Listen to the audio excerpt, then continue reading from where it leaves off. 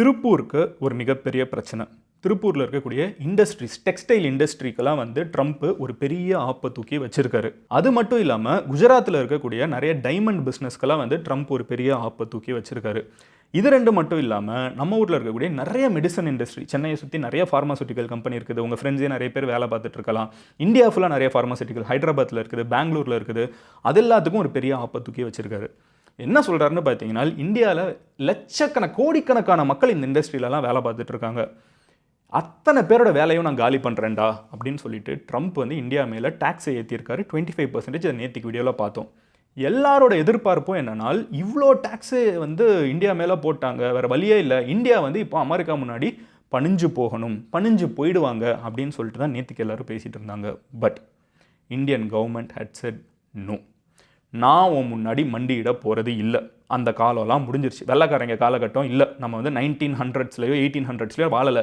India will not bend த நீ அப்படிங்கிறத வந்து ட்ரம்ப் அரசாங்கத்துக்கு நம்ம ரொம்ப தெளிவாக சொல்லியிருக்கோம். இந்தியா வில் நாட் பெண்ட் த நீ அப்படின்னா, இந்த RRR படம் நம்ம எல்லோரும் பார்த்துருப்போம். அதில் வந்து எப்படியாவது ஜூனியர் என்டிஆரை வந்து மண்டியிட வைக்கணும்னு சொல்லிட்டு சவுக்கை போட்டு அடின்னு அடிச்சுட்டு இருப்பாங்க. அவர் கடைசி வரைக்கும் மண்டியிட மாட்டேன், நான் செத்தாலும் இப்படி நான் கௌரவத்தோடு சாவுறேன்டா அப்படின்னு சொல்லிட்டு ஒரு ஃபைட் இருக்குல்ல. இன்டெரக்டாக இங்கே அதான் நடந்துட்டு இருக்குது. ட்ரம்ப் வந்து எப்படியாவது இந்தியாவை வந்து அமெரிக்கா சொல்கிற டீலுக்கெல்லாம் ஒத்துக்கணும் அப்படின்னு சொல்லிட்டு பயங்கரமாக விரட்டுறாரு. உன் டேக்ஸை ஏற்றுவேன், உன் நாட்டில் இருக்கிற வேலையெல்லாம் அழிச்சிருவேன், உன் நாட்டில் பல பேருக்கு வேலை போகும், லட்சக்கணக்கான மக்கள் நடுரோட்டுக்கு வருவாங்க, என்னெல்லாமோ பண்ணி உன் எக்கனாமியே ஒரு செத்த எக்கானமி. நேற்றுக்கு பேசியிருக்காரு, நம்ம வேர்ல்டுலேயே 4th லார்ஜஸ்ட் எக்கானமி நம்மளை பார்த்து ட்ரம்ப் சொல்கிறாரு டெட் எக்கானமி அப்படின்னு சொல்லிட்டு. என்னென்ன பேச முடியுமா, வாயில் நரம்பே இல்லாமல் என்னென்ன பேச முடியுமோ அசிங்கமாக ஒரு லோக்கல் இந்த அரசியல் கட்சியிலலாம் ஒரு ஆளை வச்சுருப்பாங்க கெட்ட வார்த்தை பேசுறதுக்குன்னு. அந்த மாதிரி ஒரு ஆள் சீப்பாக போய் இறங்கி பேசுவான்ல, அவனுக்கு மரியாதை ஒன்று மண்ணும் கிடையாது. அவன் சும்மா அட்ராக்ஷன், அவனை பற்றி ஏதாவது 4 பேர் மீம் போடுவாங்கிறதுக்காகவே பேசுவாங்கள்ல. அந்த மாதிரி கேவலமாக ஒரு நாட்டோட பிரசிடென்ட்டான ட்ரம்ப் வந்து இந்தியாவை பார்த்து பேசுகிறாரு, பண்ணிக்கிட்டே இருக்காரு. அவரோட எதிர்பார்ப்பு என்னன்னா, இப்படிலாம் பண்ணானா இந்தியா வந்து நம்ம முன்னாடி மண்டிட்டுருவாங்கன்னு. But India has clearly said no. And உங்கள் எல்லாருக்குமே வந்து ஒரு அரசியல் கட்சியை பிடிக்கும், கரெக்டாக? பட் இது அரசியல் கட்சி எல்லாத்தையும் தாண்டி இன்றைக்கி நம்ம எல்லாரும் இந்திய அரசாங்கத்தோட ஒன்றா நிற்க வேண்டிய ஒரு சிச்சுவேஷனில் இருக்கும். ஏன், என்ன, யார் பாதிக்கப்படுவாங்க? ஏன்னா ட்ரம்ப் சொல்கிறாரு நிறைய பேரோட வேலையெல்லாம் போகும், நான் நடுரோட்டு கொண்டு வரேன், அதெல்லாம் நடக்கும். யார் இந்த ஆட்கள்? இந்தியாவில் இருக்கிறவங்களே, நம்ம ஃப்ரெண்ட்ஸாக இருக்கலாம், ஏன் நம்மளாவே கூட இருக்கலாம். என்ன நடக்க போகுது ஷார்ட் டேர்மில் அண்ட் லாங் டேர்மில்? இந்தியாவுக்கு இது ஏன் பாசிட்டிவ்? இந்தியா சொந்த காலில் உலகம் ஃபுல்லாக நிற்கக்கூடிய ஒரு ஆப்பர்ச்சுனிட்டியை அதை எப்படி மாற்றிட்டு இருக்கோம்? நம்ம பெண்ட் தனிங்கிறதுக்கு no, we will stand on our own அப்படிங்கிறத வந்து இந்தியா எப்படி சொல்ல ஆரம்பிச்சிருக்குது. அண்ட் அதெல்லாத்தையும் போக ரஷ்யா கிட்டேருந்து நீ தள்ளி வா, ரஷ்யா கூட ஃப்ரெண்டாக இருக்காதுன்னு ட்ரம்ப் அதை வேற மிரட்டியிருக்காரு. அதுக்கும் இந்தியா ரொம்ப ஸ்ட்ராங்காக, டே தம்பி நீ இன்றைக்கி தான் எனக்கு தெரியும், ரஷ்யாவுக்கு எனக்கும் பல வருஷம் பழக்கம், நாங்கள் வந்து அதை எந்த விதத்துலையும் விட்டு கொடுக்க மாட்டோம்னு சொல்லிட்டு ரஷ்யா கூட இந்தியா இப்போ நிற்குது. ஓகேவா? என்ன நடந்துட்டு இருக்குங்கிறத உங்கள்கிட்ட டீட்டெயிலாக சொல்ல ஆரம்பிக்கிறேன். பட் அதை பார்க்க ஆரம்பிக்கிறதுக்கு முன்னாடி நீங்கள் அந்த சேனலை சப்ஸ்கிரைப் பண்ணலன்னா சப்ஸ்கிரைப் பண்ணுங்கள். அப்போ தான் இந்த மாதிரி வேர்ல்டு ஃபுல்லாக நடக்கக்கூடிய எல்லா விஷயத்தையும் என்னால் உங்ககிட்ட ரொம்ப சிம்பிளாக புரிகிற மாதிரி, ரொம்ப சிம்பிளாக ஈஸியாக வந்து சேர்க்க முடியும். நம்மளுக்கும் வந்து இந்த பெரிய ஆர்டிக்கல்லாம் வாசிக்காமல், பெரிய காம்ப்ளிகேட்டட் சேனல்ஸ்லாம் பார்க்காம ரொம்ப ஈஸியாகவே என்ன நடக்குதுங்கிறது புரிஞ்சுக்க முடியும். ஓகேவா? சப்ஸ்கிரைப் பண்ணி MG ஸ்குவாடில் சேர்ந்துக்கோங்க. அப்போ தான் அல்கோரிதம் கரெக்டாக உங்ககிட்ட வந்து வீடியோ காமிக்கும். இப்போ என்ன நடக்குதுங்கிறத சொல்ல ஆரம்பிக்கிறேன். ஹலோ எவ்ரிவான், நான் Madan Gowri and hello my dear MG squad. First விஷயம் என்ன அப்படின்னு பார்த்தீங்கன்னா, ட்ரம்ப் வந்து டேக்ஸ் ஏற்றிட்டாருன்னு நான் நேற்று வீடியோலேயே சொன்னேன். 25% வந்து இந்தியா மேலே டேக்ஸ் போட்டிருக்காரு. இதோட வெளிப்பாடு என்னன்னு பார்த்தீங்கன்னா, நம்ம ஊர்லேருந்து அங்கே போய் விற்கக்கூடிய இந்த திருப்பூரில் இருக்கக்கூடிய டெக்ஸ்டைலாக இருக்கட்டும், குஜராத்தில் இருக்கக்கூடிய தங்கம், அப்புறம் ஜுவல்லரியாக இருக்கட்டும், இந்தியா ஃபுல்லாக பரவி இருக்கக்கூடிய ஃபார்மாசூட்டிக்கல் கம்பெனிஸாக இருக்கட்டும், ஆட்டோ மேக்கர்ஸ், இந்த நிறைய கம்பெனிலலாம் வந்து இந்த போல்ட்டு நட்டெல்லாம் செய்வாங்க, அதெல்லாம் நம்ம இங்கே தான் அனுப்பிச்சிட்ருக்கோம். இந்த கம்பெனிலலாம் வேலை பார்க்கக்கூடிய மக்களுக்கு பெரிய பிரச்சனை இருக்குது. ஏன் இந்த கம்பெனிஸ்க்கே பிரச்சனை இருக்குது? ஏன்னா இந்த கம்பெனி வந்து அதிகமாக எக்ஸ்போர்ட் பண்ணிட்டு இருந்தது யூஎஸ்க்கு தான். 25% ஆஃப் நம்மளோட மொத்த எக்ஸ்போர்ட்டே யூஎஸ்ங்கிற ஒரு கண்ட்ரிக்கு போயிட்டு இருந்துச்சு. இப்போ அங்கே வந்து 25% இன்க்ரீஸ் பண்ணிட்டாங்கன்னா இந்த ப்ராடக்ட்ஸை வாங்குறதுக்கான வாய்ப்பு கம்மி. ஏன் அப்படின்னு பார்த்தீங்கன்னா, நீங்கள் ஒரு கடைக்கு போகிறீங்க, ஒரு சிப்ஸ் வாங்குறீங்க. அந்த சிப்ஸ் வந்து ரொம்ப நாளாக பூமர் வந்து ஒரு ரூபாய்க்கு இருக்கும், கரெக்டாக? லேஸ் வச்சுப்போம், பெட்டர் எக்ஸாம்பிள். 10 ரூபா கொஞ்சம் கணக்கு போட ஈஸி. 10 ரூபாய்க்கு இருக்கும். திடீர்னு அந்த லேஸ் வந்து 13 ரூபாவாக இருக்குது. ஓகேவா? அது வந்து 10 ரூபா கிடையாது, ஆனால் அதே லேஸ் தான். இந்த 3 ரூபாய் ஏன்பா ஏறிடுச்சு அப்படின்னு கேட்டாங்கன்னா, கடைக்காரன் சொல்கிறான், அதெல்லாம் கவர்மெண்ட் எடுக்கிறாங்க, டேக்ஸுக்கு போகுதுன்னா நீங்கள் மறுபடியும் அந்த லேஸை வாங்குவீங்களா? வாங்க மாட்டீங்க. 10 ரூபாய்க்கு இருக்கிற இந்த ஹல்திராம் சிப்ஸோ இல்லை வேறு ஏதாவது சிப்ஸை வந்து நம்ம வாங்கிட்டு போயிடுவோம், கரெக்டாக? இதே தான் வந்து ட்ரம்ப் என்ன யோசிக்கிறார், நான் இப்படி டேக்ஸ் ஏற்றிட்டேன்னா இந்தியாவில் இருக்கிற தங்கத்தை வாங்குறதுக்கு பதிலாக, இந்தியாவில் இருக்கிற ஜுவல்லரி வாங்குறதுக்கு பதிலாக, இந்தியாவோட மருந்தை வாங்குறதுக்கு பதிலாக, இந்தியாவிலேருந்து நைக்கியும் பூமாவும் டிஷர்ட் இங்கே விற்கிறதுக்கு பதிலாக நம்ம ஊர்லேயே ஃபேக்ட்ரியை போட்டு விற்க ஆரம்பிச்சிருவாங்க அப்படிங்கிறது தான் அவரோட எதிர்பார்ப்பு. அதுக்காக தான் நம்ம மேலே டேக்ஸ் ஏற்றிருக்காரு. அப்போ நியாயமாக உலகத்தில் எல்லார் மேலேயும் டேக்ஸ் ஏற்றணும்ல, அதை தான் அவர் பண்ணல. நம்ம மேலே டேக்ஸ் ஏற்றிட்டு பாகிஸ்தான் கிட்ட டேக்ஸை கம்மியாக்கியிருக்காரு. இன்டெரக்டாக என்ன சொல்கிறாருன்னு பார்த்தீங்கன்னா, பாகிஸ்தான் நீ செஞ்சு கொடு, அதை நான் என் நாட்டில் விற்று உனக்கு காசு தரேன், ஆனால் இந்தியா செய்கிறத நான் வாங்க மாட்டேன் அப்படின்ட்டு இருக்காரு. இந்தியா பாகிஸ்தான் கேம் மட்டும் கிடையாது, இது மாதிரி நிறைய கண்ட்ரீஸ்க்கு இவர் பண்ணியிருக்காரு. இன்றைக்கி வந்து ஒரு 70 கண்ட்ரியை வந்து அவர் ஓப்பனாக பகச்சிருக்காரு. ஏன் இதை பண்ணுறாரு? அதில் இந்தியாவை ரொம்ப அதிகமாக பகச்சிருக்காரு. 25% is one of their highest tax any country மேலே. ஏன் இதை பண்ணுறாரு? இந்தியாவில் எத்தனை மக்கள் வந்து இதனால் நம்பிக்கை இழந்து வேலை போய் ரோட்டில் வந்து நிற்பாங்க. ஏன் ட்ரம்ப் ஏன் இப்படி இந்தியாவில் இருக்கிற மக்களை பழி வாங்குறாரு? என்ன தான் பிரச்சனை அவருக்கு அப்படின்னு பார்த்தீங்கன்னா, ட்ரம்ப்புக்கு வந்து அந்த மண்டிடணும் அப்படிங்கிற ஒரு ஆசை தான். ஜென்ரலாகவே நீங்கள் குளோபல் பாலிடிக்ஸ் பார்த்தீங்கன்னா, ட்ரம்ப் வந்து அவர் சொல்கிறத எவன் கேட்டுட்டு கூஜா தூக்குறானோ அவனெல்லாம் பயங்கரமாக செலிப்ரேட் பண்ணுவார். அவன் பாகிஸ்தானாக இருந்தால் கூட பரவாயில்ல. ஒசாமா பின் லேடன் அவங்க ஊரில் 2 ட்வின் டவர்ஸை காலி பண்ணாலே பாகிஸ்தானுக்குள்ளே தான் இருந்தார். அதை பற்றிலாம் அவருக்கு கவலை இல்லை. ஆனால் தன்னை ஐஸ் வச்சுட்டா போதும் செலிப்ரேட் பண்ணுவார். பாகிஸ்தான் அந்த வேலையை கரெக்டாக பார்க்குறாங்க. இந்தியா அந்த மாதிரி போய் கூஜா தூக்கலை. இந்தியா வந்து ரொம்ப ஸ்ட்ராங்காக நீ 25% டேக்ஸ் ஏற்றிட்டேல, அவரோட எதிர்பார்ப்பு என்னன்னா, நான் 25% டேக்ஸ் ஏற்றிட்டேன்னா இத்தனை பேர் வேலை போகும், நடுரோட்டுக்கு வந்து நிற்பாங்கன்னு பயந்து இந்தியா வந்து நம்மக்கிட்ட ஒரு கும்பிட போட்டு நம்ம சொல்கிறது எல்லாத்துக்கும் அக்செப்ட் பண்ணுவாங்க. அவர் என்ன சொல்கிறாரு, நான் வந்து உங்கள் ஊரில் பால் விற்பேன், அமெரிக்கன் பாலை விற்பேன், நான் அமெரிக்கன் கம்பெனிஸ் வந்து உங்கள் ஊரில் வந்து அரிசி பருப்பு எல்லாத்தையும் விற்கும். அவங்க பெரிய பெரிய ஃபார்ம்ஸ் வைக்கக்கூடியவங்க, பயங்கர பண செழிப்போடு இருக்கிறவங்க, அவங்களோட வந்து நம்ம ஊரில் இருக்கிற சாதாரண விவசாயிகளை வந்து மோத விடுவேன் அப்படிங்கிறாரு.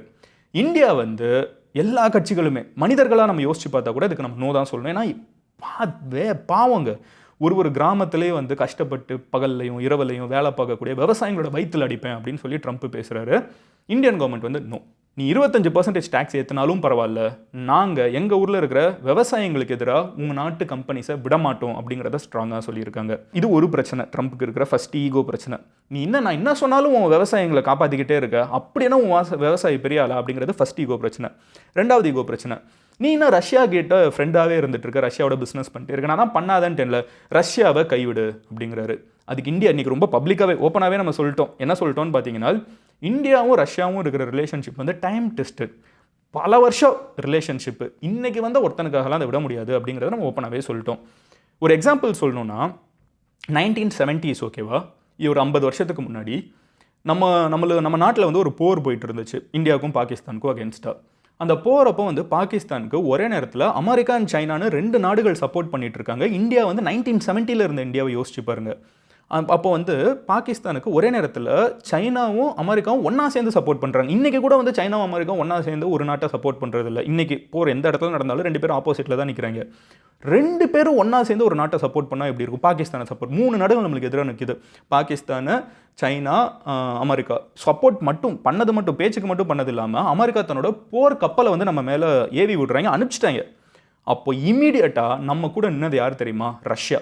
எந்த கேள்வியும் கேட்காம நீ என் ஃப்ரெண்டு, நான் உனக்கு வரேன்னு சொல்லிட்டு ரஷ்யாவோட போர் கப்பல் வந்து நம்மளுக்கு சப்போர்ட்டுக்கு கிளம்பி வர ஆரம்பிச்சிருச்சு. அமெரிக்கா போர் கப்பல் வந்து அப்படியே கடலில் நிற்குது. நம்மளுக்கு சப்போர்ட்டாக ரஷ்யாங்கிற யூஎஸ்எஸ்ஆர், இன்றைக்கி இருக்கிற ரஷ்யா இல்லை, யூஎஸ்எஸ்ஆர் சோவியத் யூனியன் மிகப்பெரிய ராட்சச எந்திரம் நம்ம கூட வந்து நிற்கிறப்போ அப்படியே அவங்க ஸ்தம்பிச்சு போய் நின்னாங்க. அன்னையிலேருந்து இன்னைக்கு வரைக்கும் இந்தியாவுக்கு ஒரு பிரச்சனைனா நம்மளுக்கு முதலாக வந்து நிற்கிறது ரஷ்யா தான். இன்னமும் நம்ம சைனாவை ஹேண்டில் பண்ணுறதுக்கு ரஷ்யாவும் சைனாவும் ஃப்ரெண்ட்ஸு. சைனாவை ஹேண்டில் பண்ணுறதுக்கு ரஷ்யா வந்து ஒரு மிகப்பெரிய ஹெல்ப்பாக இருந்துட்டு இருக்காங்க. இப்போ ட்ரம்ப் என்ன சொல்லிட்டாருன்னா, நான் உனக்கு பிஸ்னஸ் தரேன், நீ அவனை கைவிடுன்னா இந்தியா முடியாதுரா அப்படின்ட்டாங்க. இதுதான் இப்போ பிரச்சனை. ட்ரம்ப்புக்கு பெரிய ஈகோ ஹிட். என்னடா என்ன பண்ணாலும் இந்த சைனாவும் இந்தியாவும் ரஷ்யா விடவே மாட்டேங்கிறாங்க, நம்ம தானே பெரிய ஆள், நம்ம தானே இங்கே பாஸ், நம்ம தானே ராஜா, இவங்க ஏன் அவங்க கூடவே இருக்காங்கிற பெரிய ஈகோ ஹிட்டு அவர் நினைக்கிறது வந்து நடக்கவே மாட்டேங்குது. ஸோ அதுவும் அவருக்கு 2வது பெரிய பிரச்சனை. 3வது பிரச்சனை என்னன்னு பார்த்தீங்கன்னா, நீங்கள் வந்து எங்ககிட்ட நிறைய வாங்கலை, அது ஒரு லாஜிக்லெஸ் வாதம். ஏன்னா நம்மளோட கண்ட்ரியோட எக்கானமி, அவங்க கண்ட்ரியோட எக்கானமி ரெண்டும் வேறு. அவங்க செலவு பண்ணுற காசை வந்து நம்ம செலவு பண்ண முடியாது, நம்ம நாட்டில் நினச்சா கூட முடியாது. ஆனால் அது ஒரு லாஜிக்கே இல்லாத ஒரு ஆர்குமெண்ட்டு. நம்ம 2 பேர் ட்ரேட் இம்பேலன்ஸ் அப்படிங்கிறாங்க. இதன் வெளிப்பாடாக உங்கள் மேலே டேக்ஸ் ஏற்றுறேங்கிறாங்க. ஷார்ட் டேர்மில் என்ன நடக்கும்னு சொல்கிறேன்.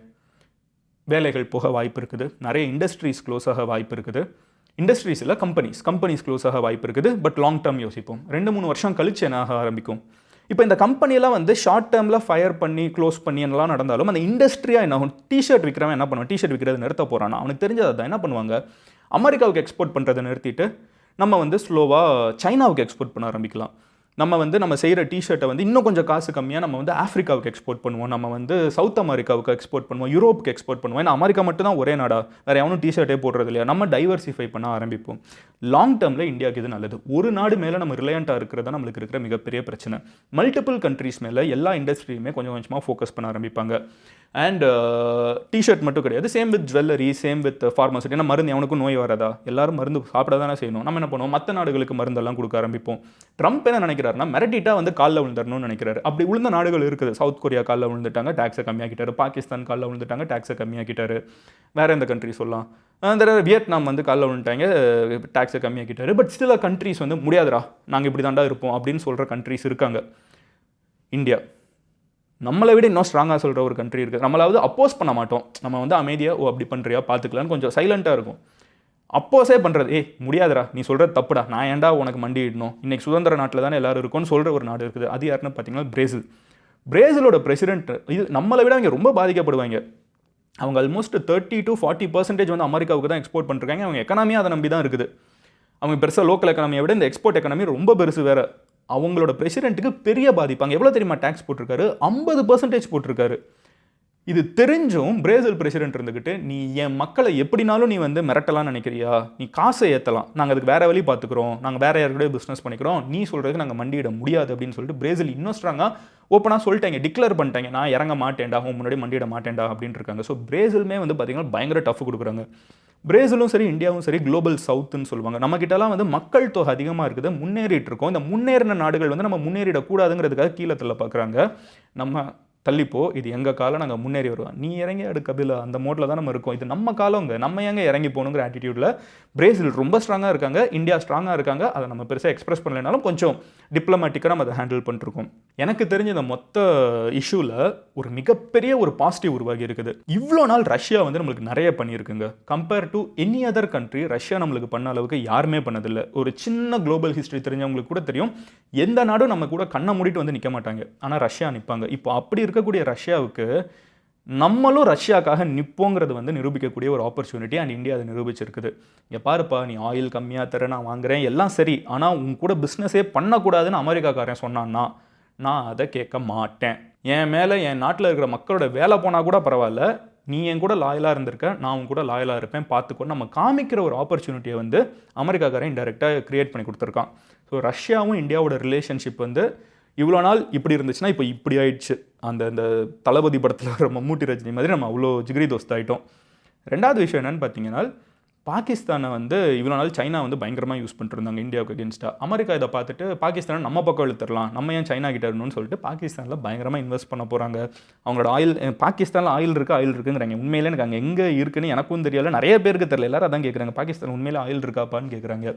இருந்துச்சுன்னா இவ்வளோ நாள் அவங்க விட்டு வச்சிருக்க போகிறீங்களா, சவுதி மாதிரி டெவலப் ஆகிருப்பாங்கல்ல. பட் ஏன் எங்கே இருக்குன்னு தெரியல. பட் அவர் சொல்கிறார், ட்ரம்ப் சொல்கிறது நம்ம எவ்வளோ சீரியஸாக எடுத்துக்கிறது, எவ்வளோ லொலாய்க்கு சொல்கிறாருன்னு நம்மளுக்கு தெரியாது. ஆனால் அவர் என்ன சொல்கிறாருன்னா, பாகிஸ்தானில் ஏகப்பட்ட ஆயில் இருக்குது, அதெல்லாம் நான் எடுத்து விற்க போகிறேன், இந்தியா பாரு, நீ ஏன் வந்து என்கிட்ட தான் வாங்க போகிற அப்படின்லாம் பேசிகிட்டு இருக்காரு. பாகிஸ்தான் கிட்ட நம்ம கையேந்தி ஆயில் வாங்குவோமா, இன்றைக்கி அது எவ்வளோ பெரிய இம்பார்ட்டண்ட்டான கமாடிட்டின்னு நம்மளுக்கு தெரியும். இந்தியா வந்து இன்றைக்கி இந்த எலக்ட்ரிக் காரு, எலக்ட்ரிக் பைக்லாம் விற்கிறதுக்கு ரொம்ப கஷ்டப்பட்டுட்டு இருக்காங்க. இந்த நியூஸ் எல்லாம் இன்னும் மக்கள்கிட்ட போக போக ரொம்ப ஈஸியாக எலக்ட்ரிக் போயிடுவாங்க. அப்படி பாகிஸ்தான்லேயே தான் நான் பெட்ரோல் வாங்கி போட வேணாண்டாங்கிற கர்வம் தான் அதிகமாக இருக்கும். கவர்மெண்ட்டே முதல்ல வாங்க மாட்டாங்க. அப்படியே நம்ம வாங்கினாலும் நம்ம ஈஸியாக ரஷ்யா கிட்ட அதிகமாக வாங்கிடலாம். பட் ட்ரம்ப் நம்மளை எப்படியே பிளாக்மெயில் பண்ணி வளைச்சு நெளிச்சு பெண்டு தண்ணி, இந்த கேம் ஆஃப் த்ரோன்ஸ் பார்த்தவங்களுக்கு தெரியும், அதுதான் ட்ரம்ப்போட கோல். என் முன்னாடி மண்டிட்டு நான் பெரிய ஆளு ஒத்துக்கோ, ராஜான்னு ஒத்துக்கோ. ட்ரம்ப்போட ஈகோ தாங்க மேட்ரிங்க வந்து இன்டர்நேஷனல் பாலிடிக்ஸை விட ட்ரம்ப்போட ஈகோ. இந்தியா வந்து உன் கூட ஃப்ரெண்டாக இருந்தோம் எல்லாம் சரி, ஆனால் நீ என்னை வந்து பிளாக்மெயில் பண்ணலாம், என்னை மிரட்டலாம், டேக்ஸ் ஏற்றலான்னு பார்த்தேன்னா ஐ ஒன்ட் பெண்ட் தண்ணிங்கிறத ரொம்ப கிளியராக ஆன் த ஃபேஸ் எடுத்து வச்சுட்டோம். இப்போ அதுதான் இன்டர்நேஷ்னலாக நடந்துட்டு இருக்குது. எனக்கு வந்து நானே கொஞ்சம் யோசிச்சுட்டு இருந்தேன், என்னடா இந்தியா வந்து திடீர்னு ஒரு மாதிரி சலாம் போட்டுருவாங்களா, இறங்கி போயிடுவாங்களான்னு. But no, we have took a stand and I'm super proud of it. இந்த வீடியோ பார்த்துட்டு இருக்கிற எல்லாரும் நான் ஸ்டார்டிங்லேயே சொன்ன மாதிரி ஒவ்வொருத்தங்க ஒரு கட்சியில் பிடிச்சவங்களா இருப்பாங்க, இல்லை ஒரு அரசியல் கொள்கையில் இருக்கிறவங்களா இருப்பாங்க. அது எல்லாத்தையும் ஓரமாக வச்சுட்டு இன்றைக்கி இந்தியா எடுத்த ஸ்டாண்டை வந்து நம்ம எல்லோரும் ஒன்றா சேர்ந்து சப்போர்ட் பண்ணால் தான் இந்தியா இதில் வந்து ஸ்ட்ராங்காகவும் முன்னேறி போக முடியும். அதுக்கான ஒரு காலகட்டமாக நான் இதை பார்க்குறேன். அண்ட் அஃப்கோர்ஸ் டைரெக்டாக பாதிக்கப்படுறவங்களோட வலி அதிகம், எனக்கு அது புரியுது. அதில் நானும் கூட இருக்கலாம், எனக்கு தெரியாது. ஏன்னா அதுக்கு யூடியூப்க்கு ஆப் வச்சாங்கன்னா என்னோடய வாழ்க்கையும் போச்சு. பட் இது நம்ம நாடுன்னு வர்றப்போ நம்ம ஒன்றா நிற்க வேண்டிய காலகட்டங்கிறத நான் ரொம்ப ஸ்ட்ராங்காக நம்புகிறேன். அண்ட் ரஷ்யாவை நம்ம சப்போர்ட் பண்ணி இவ்வளோ பப்ளிக்காக நிற்கிறப்போ it's a pay back time. நம்ம நிறைய பண்ணியிருக்காங்க, இது நம்ம அவங்களுக்காக நிற்கிறது எந்த தப்பும் இல்லைன்னு தான் எனக்கு தோணுது. But that's my opinion. நீங்கள் என்ன நினைக்கிறீங்க? மதன், இதெல்லாம் வந்து ஈகோ பார்க்குற நேரம் கிடையாது, இல்லை ரொம்பலாம் யோசிக்கிற நேரம் கிடையாது. அமெரிக்காக்காரன் என்ன சொல்கிறோமோ அதை கேட்டுட்டு நம்ம பாட்டுக்கு சலாம் போட்டு நம்ம பிஸ்னஸை பார்த்துட்டு போவோம். பார்த்தியா, பாகிஸ்தான்காரன் பிழைக்க தெரிஞ்ச பிள்ளையா இருக்கான், அதான் சரின்னு நினைக்கிறீங்கன்னால் நீங்கள் வந்து டீம் யூஎஸ்ஏ அப்படின்னு கமெண்ட் பண்ணுங்கள். இல்லை மதன், இந்தியா வந்து இப்போ எடுக்கிற ஸ்டாண்டு தான் கரெக்ட், என்னன்னாலும் நம்ம ரஷ்யா கூட தான் நிற்கணும் அப்படின்னு நினச்சிங்கன்னா டீம் ரஷ்யா அப்படின்னு கமெண்ட் பண்ணுங்கள். நம்ம கமெண்ட் செக்ஷனை பார்த்தாலே பப்ளிக் சென்டிமெண்ட் எதுக்கு அதிகமாக இருக்குன்னு தெரியும். இது வந்து சென்டிமெண்டலாக எடுக்கக்கூடிய டெசிஷன் கூட இல்லை, ரொம்ப லாஜிக்கலாக எடுக்கக்கூடிய டெசிஷன். ஸோ நீங்கள் யாரை சப்போர்ட் பண்ணுறீங்க, எந்த டீமில் நம்ம இருக்கணும்னு நினைக்கிறீங்கிறத கமெண்ட்டில் சொல்லுங்கள். நாளைக்கு நான் இன்னொரு வீடியோவில் உங்ககிட்ட என்ன நடக்குதுங்கிறத அடுத்து வேர்ல்டில் இருக்கிறத எக்ஸ்பிளைன் பண்ணுறேன். நீங்கள் நான் என்ன டாபிக் பேசணும்னு நினைக்கிறீங்களோ அது கமெண்ட்டில் சொல்லுங்கள். பர்சனலாக என்கிட்ட நீங்கள் ஏதாவது மெசேஜ் பண்ணி சொல்லணும்னு நினச்சிங்கன்னா இன்ஸ்டாகிராமில் மதன் கௌரின்னு சொல்லி சர்ச் பண்ணுங்கள். It's verified profile. நீங்கள் ஈஸியாக அங்கே வந்து ஃபாலோ பண்ண முடியும். அங்கே நீங்கள் வந்து மெசேஜ் பண்ணிங்கனாலும் நீங்கள் ஃபாலோ பண்ணிட்டு இருக்கீங்கனால் எனக்கு அது ஈஸியாக மேலேயும் காமிக்கும். I will definitely respond to you. I'll see you tomorrow. Until then, bye. Madan Gauri signing off here. Love you all. Take care. Bye. Cheers. Jai Hind.